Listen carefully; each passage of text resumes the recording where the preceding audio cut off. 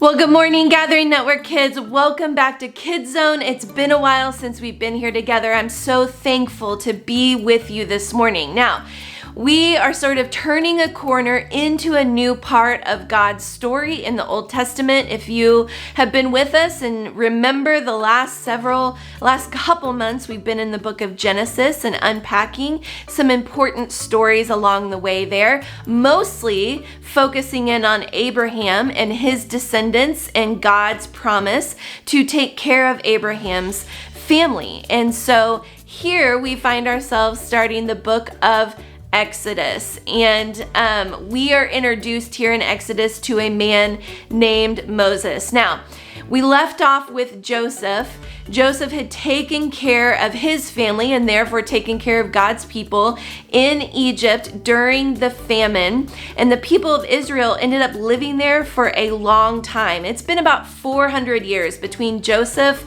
and Moses, and the Israelites, God's people, had grown their families. They made their homes in Egypt. They were happy. They were free. They were living a pretty good life. Egypt eventually, of course, got a new king, and that king's name was Pharaoh. And listen, you guys, Pharaoh in the Old Testament, he is bad news. He's got kind of a real kind of rotten apple sort of personality that we're gonna see here. He did not like the Israelites. He did not like God's people and how well they were doing. It made him nervous because the more and more the Israelites grew their family, they outnumbered the Egyptians. And to him, it's like, well, what if they overthrow me as king and they're becoming so strong and there's so many of them? He wanted to keep the Israelites under his control so that the Egyptians ended up making the Israelites their slaves, and they forced them to work for no pay in really bad conditions. It became a long and miserable road for God's people, for the Israelites living as slaves in Egypt. And it seemed that Pharaoh was always looking for ways to make their lives worse. To the Israelites, it really seemed like God has forgotten us completely.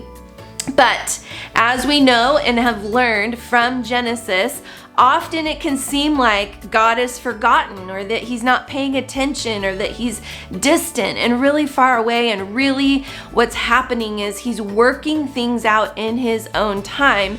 God did have a plan for rescuing his people out of Egypt. Now, Moses, as we find in Genesis 1, was born to an Israelite tribe, a part of God's family during this time when Pharaoh was taking out his anger on all of God's people. Pharaoh had gone so far as to tell the Egyptians to get rid of all the boys who were born in the Israelite families. And during this time, the Egyptian women who delivered these babies, they disobeyed Pharaoh. They saved so many lives. We'll probably never even know how many. And you guys, Moses was one of those who was saved. He shouldn't have survived, but his mother hid him for the first 3 months of his life.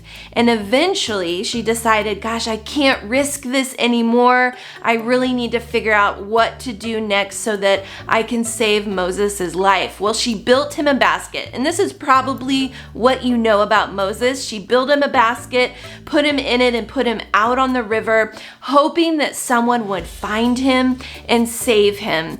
Well, the truth is, God kept him safe this far, and so she's asking, could she trust him to continue to watch over Moses and his life? And of course, the answer was yes.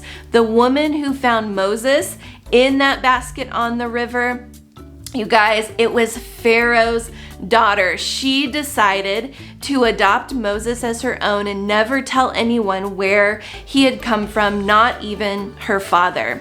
So here's Moses. He's born an Israelite, a part of God's family and God's people, but he's raised as an Egyptian by Pharaoh's daughter. Against all odds, Moses shouldn't have lived, but as we know, God had a plan for Moses, and he had a plan to rescue his people from slavery in Egypt. Well, Moses grew up as a part of Pharaoh's household, and he saw how badly the Israelites were treated by the Egyptians. He knew that he wanted to do something to help them, but he wasn't sure how. Moses ended up defending the Israelite people in some different ways and those who were treating them badly. Pharaoh did not like it. So Moses ended up running away into the wilderness to hide. He became a shepherd. He became a father. He raised his family in sort of this remote place away from Egypt. God's people, the Israelites, remained slaves in Egypt even after Pharaoh died. Exodus 2:23 through 25 tells us that God's people at this point, Pharaoh is dead, Moses is living out in the wilderness, and God's people are crying out to him for help and for rescue from this terrible situation. And so God, as Exodus 2 tells us, heard them, and remembering his promise that he'd made to Abraham and Isaac and Jacob to take care of their family, to rescue them and help them when they need it, God knew that it was time now to act on their behalf.